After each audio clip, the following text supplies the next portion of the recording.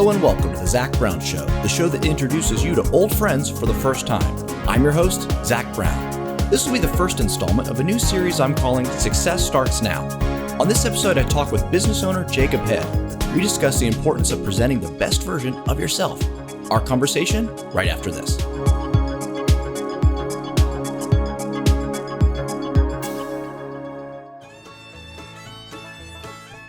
Deep in the heart of Florida is a magical place where memories are made. You mean like Epcot? No, Sonny. I'm talking about Burmese John's Badger Farm. Do they have rides? Do they have rides? Nope. No, they don't. Here at Burmese John's, we have the world's finest badgers. Where'd you get the badgers? The badgers are here. And that's all you need to know. Okay. This one's name is Demetrius. No, he likes you. Go on, scratch him's belly. I'm good. Now available for your birthday and corporate events. Has anyone actually had a birthday party here? Nope. Hence our availability. Burmese John's Badger Farm. Won't do that again. Well, folks, I want to introduce you to one of my very dear friends, Jacob Head. Jacob, welcome to the show. Thank you, Zach. It's an honor. Jacob, I've known since before I was born, really. Went to high school with my parents and knows many people in my family. And Jacob has owned his own salon for years and has been a stylist for many years. And as even though I've moved, I'm still one of your clients. And there's yes, you are. Very few people that I trust with my noggin and making me look how I look for the public. And if you have a person, that is your barber, is your stylist, that chair is a sacred place. Yes. It's like church. You go to this place for fellowship, where it is safe, where you can share. And so Jacob and I are welcoming you to the proverbial salon chair to sit, to get comfy, and to just listen to our, ramblings, our musings, and just our thoughts on the society that we all live in. Oh boy, I have thoughts. So I believe that one of the first steps of being successful is to look the part. And not in a vain way, not in a way that necessarily is to say, oh, look at me for the sake of looking me. But you want to look like the real deal. Right. I think as we've discussed, I've seen too many people just not hold themselves to the standard that they ought. They almost don't see themselves as valuable as they possibly could, because maybe somebody didn't tell them that they were the prettiest or the most handsome looking, or what this other person's idea of what they should look like. And so it's caused them to feel less than. Yes. That is interesting. I think we can, as a society, because of maybe how we were brought up or not brought up. I mean, unfortunately, there's so many people that haven't had good parental units to guide them, mentor them, and nurture them. You have a sense in looking around in the public, whether it be in the grocery store or heck, anywhere really, in restaurants, where there's this attitude of, I don't care, accept me for as I am. I'm, if you don't like what I'm wearing, then blah, blah, blah. It's a defense mechanism, where just on the flip side, people can use what they do spruce up with as a defense mechanism. Sure. All of its armor, so to speak. Yeah. But honestly, it saddens me when you encounter a young man or young woman or an older person that obviously has just given up and just doesn't care anymore. And they don't realize that by doing so, they are putting up a barrier to potential. They're putting up a barrier to opportunity. They're putting up a barrier to people wanting to get to know them and value them. Yeah. So there's so much to unpack in just that little bit that I just said. But we've gone from, I think, as a society, let's say 1950s, where you had to have the coat and tie. The women had to have the heels. They had to be cinched up, and they had to look a certain way to fit in, period. Yeah. And if they didn't, it was detrimental to who they could become in society. Where now we've gone so far where it's like, let me throw on things that don't fit. Who cares? I'm me. Blah, blah, blah, accept me as I am, or you don't have to like me. And we've become a society of blah. Yeah, it's true. I mean, if you look at, like you just said, the 50s, I mean, I know is almost kind of become a romanticized version of the American way of life. But if you look at not just movies, remove yourself from movies and look at just papers or pictures of your family members. And people would get dressed up to go to the mall, to go shopping. Fast forward to the 70s, people are still getting dressed up to go to Walt Disney World. Yes. You know what I mean? To fly on a plane. Exactly. You know? To fly on a plane. You put on a hat. You put on a jacket. You know? God, now you have pajamas and slippers on. Exactly. And, that doesn't bode well with a stranger that you're seated next to. It doesn't let them know that you're a safe person. It shows that maybe that you don't really care about who you're going to encounter, and who cares if they like you or not, and who cares if I'm going to fall asleep on you in this plane. And I think we're a little apprehensive about flying anyway. And so why not fix up a little bit and care for the other person? Think about the other person that you're going to encounter. You know, when you're, again, let me just make this statement. I don't want to disparage those who don't have the means to possibly get that. And that's not I don't mean to put people down. Right. I just want to bring about an awareness, or maybe something to think about, that when you're going for a job, for an interview, when you are going out on a date, if you were going out by yourself, dress up for you, present yourself to the world at large, present yourself the best that you can. And you just hit the vein of what's in my heart.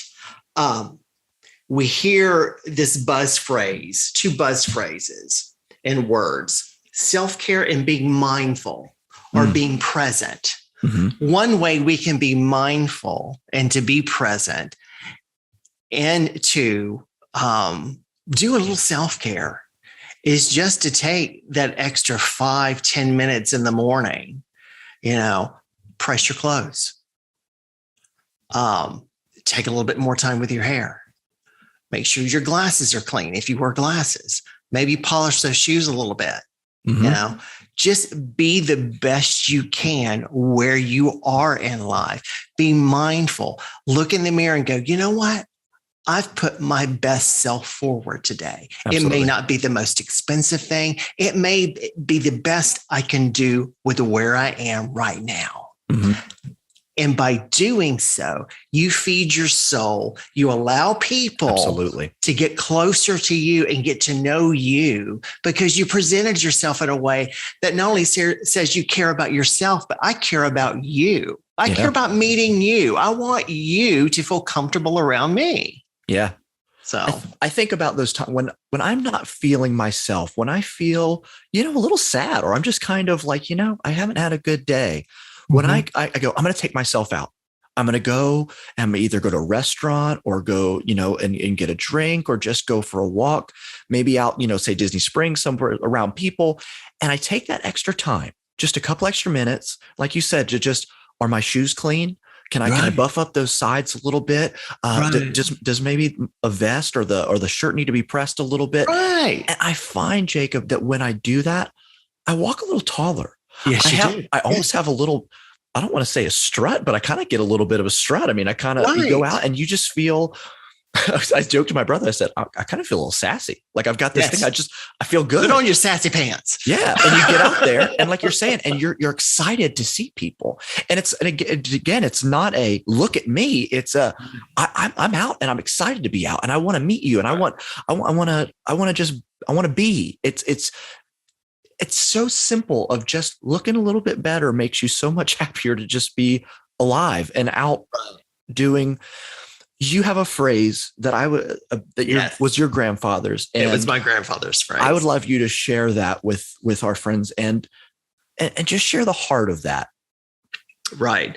My grandfather, Mr. Bill Palmer, was a cattle farmer, and he ran a logging company in Greenville, Alabama, and both of which were very dirty jobs. Sure, lots of cow smells and logging trucks that he encountered on a daily basis and a weekly basis. But he had a saying, and it went something like this: "It only cost a nickel more to look your best." This was a man that, regardless of where he was, always had a hat on, always had a pressed shirt, whether it be just your basic Oxford cloth or a polo, good pair of khakis during the week. And his boots were clean. And these were boots that had traipsed through woods and cow pastures. So he made sure they were clean. He was always presentable and always looked his best. And it was always an honor and a joy to walk through Greenville, Alabama with him when I'd go visit as a kid. And everybody knew him and he had the respect of his fellow citizens. Not just because of how he presented himself, but he was just a nice, polite man also. And he cared about the other person. He wanted to present himself well. He wanted to be a good neighbor and present himself well. And even as a kid, that really resonated with me. Granddaddy looked his best, so I wanted to do the same thing. Yeah. And so it's something so simple, and it's a phrase that maybe seems irrelevant because obviously it doesn't take a nickel more now. It may take a 50, Yeah. or at least a 20 to look your best. But he just really set that example and was such a mentor to me in that. And again, it wasn't the most expensive thing. It wasn't the most elaborate thing. But regardless of your field or occupation, you can look your best. And I guarantee you, your bosses will notice, your coworkers will notice. Why not set an example and be a leader instead of just a follower? Yeah. In other words, get out of that mindset of, oh, well, I just do this for a living, or, oh, well, I'm just going to the grocery store. I'm just going to the post office. Yeah. You know, I think it's the just is a candle snuffing word. Yes, it is. Yes, and it is. If we all decided to go to the post office and dress nice, how much nicer would that post office experience be? Yes. Those postal workers going, the folks that use our post office are the most well-dressed, kind, polite people. Right. That little tiny section of this blue marble that we call Earth becomes that much nicer and a happier place to inhabit. Again, there are places in the world where that is just not possible, but there is absolutely something that every living, breathing person on this earth can do to make a conscious choice to say, you know what? I'm going to, pay the proverbial nickel, whatever that may be. And you know what? I guarantee you, Jacob, like you said, it may cost a little bit more, but I promise you the return, it will pay itself back in dividends because of what you've put forth. It will draw people to you. You'll be more liked, I believe, because again, you are presenting your best and people are going to, you are giving. It's not about being liked. It's honestly, like you're saying earlier, you are giving your best to everyone you are meeting. What a wonderful gift. That's going to do? You know what that's going to do? That's going to attract people to you. it's not necessarily about being liked. That's just a fringe benefit of what you're doing. Exactly. It's a byproduct of what you're doing. People are just going to be drawn to you because you cared a little bit more. You cared a little bit more when you walked into that meeting. You cared a little bit more when you walked into that interview. You cared a little bit more when you went to get on the plane. Can I just tell you a story about that? Go for it. Was not dressed up, but I had on a nice pair of jeans, nice pair of shoes, a little sweater, blah, blah, blah. This is years ago. And got pulled out of a line walking, getting in line to board my plane. And the ticket agent went, "Here you go, first class." Yeah. Just a little moment like that. Just a little moment. Open yourself up to be prepared for opportunity.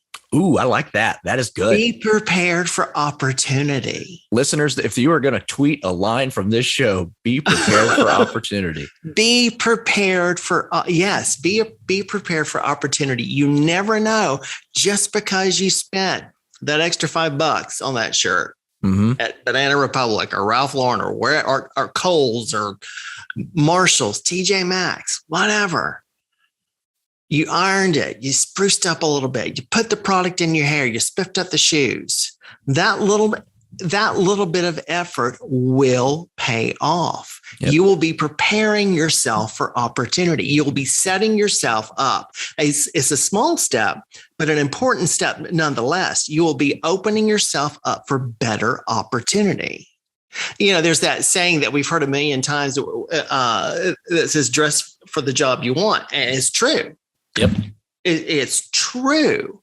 You know, if we go to work every day and are complaining constantly, "I'm never going to get a raise. I'm never going to get a raise." Well, you're going to be Debbie Downer or Eeyore about it. Guess what? You never will.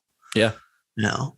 I worked at a TV station for a few years and I was a production assistant. Production assistants are virtually the lowest rung on that roster. I mean, they are, they're the grunts. They do all the hard work. They're behind the scenes, getting no glory. Right. And I would show up and wear suits.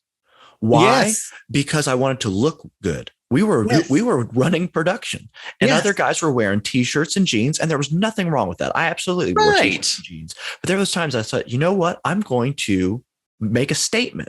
And again, not for attention, but it's just like when I walk down the hallway, that if the higher ups were to see, you know what, that young man is dressed well. You get those open doors. You are opening yourself up for those opportunities. Yes. And, there were a couple of things that opened up, whether I got to film a commercial where I was playing a reporter. Why? Because I was dressing the part. Yes. Did I want to be a reporter? No, but I still was in that space. And again, this isn't to toot my own horn, but I already have my name on the podcast, so just forgive me. Toot toot. But I still have people that will either come up to my dad or me afterwards and say, I'll never forget that you said this, or you were there doing this. And I saw a lot of PAs, but I always remember you. And maybe that was because I was a jerk or something like that. I doubt it, but I'm just saying it was you stood out doing those things. And again, I don't want this to sound pretentious. I don't want it to sound, uppity on my high horse, but to say it is so important, I believe, for us to respect ourselves and to love ourselves enough to hold ourselves to another standard, to give our best to those around us, to give ourselves to our community in the best fashion that we can. Right. You know what I mean? I know exactly what you mean. And again, buzzword, self-care. Mm-hmm. You're caring for you as a person, your soul, your mind, and your body by sprucing up a little bit. You owe it to yourself. You owe it to yourself. Yeah. And, I see a lot of people every week, and occasionally I'll have someone that sits in my chair and a new client, and that life has been hard. Mm-hmm. And, whether it be a single mom, a divorce situation, a sickness, or whatever. In my industry, you kind of see it all. You really do. And there's those opportunities that we have to speak life and draw life and radiance out of someone. Yeah. And for them to see their potential and take that step forward, that they can face another day or a week or a meeting or an interview, that's life. Yeah. That is life right there, my friend, because the heart's open, the mind's open, the eyes are open to who they can be. And that's what we're talking about today. It's not trying to be pretentious or to be something you're not. It's about being something you are. To bring out what you are. Yes. I love to that. be who you are. Mhm. And I'm going to oddly tie this into scripture, I guess. But, Go for it. Esther. Mm-hmm. Let's look at the story of Esther. Obviously, people are influenced by beauty and taking care of yourself. And one woman saved an entire group of people because she had a group of guys around her going, nope, we're going to put this on. You're going to do your hair this way, your face this way. Bam.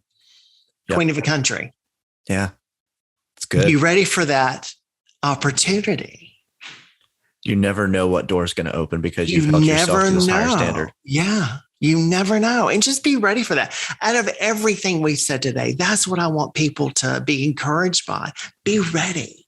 Yeah. Be ready. I mean, now you've got to put effort into it. I Mhm. think a lot of times we can think if I say the right mantra, if I manifest it, it's going to happen. You know what? We're in a physical world and we've got to put things into place and do it. That's right. So by ironing your clothes, by running a comb through your hair, by, don't pick up the dirty pair of jeans off the floor and put them on to go outside. Go get a clean pair. That's right. Etc. But you can chant till you're blue in the face, but unless you got a good haircut, then you can't exactly, go anywhere. you forget it. Just be ready. Be proud of who you are. You don't have to be stick thin. You don't have to be the most, what society would say, the most beautiful, Mhm. but you can enhance who you are and the body that God gave you. Celebrate your body. Celebrate the size that you are, how tiny, how large, whatever. Just be healthy and be the best you can be. Yeah. And face the day with a smile. And I don't know, that's what it's about. That's my heart for people. I want them to know that they can. Yeah. They can, whatever is after that. That's good. So Jacob, thank you so much for just taking a few minutes to just share. I love this. I love you. You were so wonderful. And I could just talk to you for days. I miss these conversations. I do too. So the next time I'm in Pensacola, I know where I'm getting my haircut. All right, come on. Sounds good. 10th Avenue, 433-5207. Call today. All the day. Well, that's all for this episode. I hope you enjoyed as much as we did. Once again, I'd like to thank our guest Jacob Head for spending some time with us. Want more of The Zach Brown Show? You can check out the entire backlog of episodes on your favorite streaming service. You can also follow on Instagram and give us a like on Facebook. I'll post behind-the-scenes pictures and updates on all the latest episodes, so like, follow, comment, and subscribe. And if you're enjoying the show, I'd very much appreciate it if you'd take a moment to leave a review on iTunes. Let me know what your favorite episode has been. I'm interested to hear what you think. Our outro music is Nurse by Corey Jess and can be streamed on Spotify and Apple. I'm Zach Brown, and I want you to remember, when it comes to cologne, less is more. Have a good one.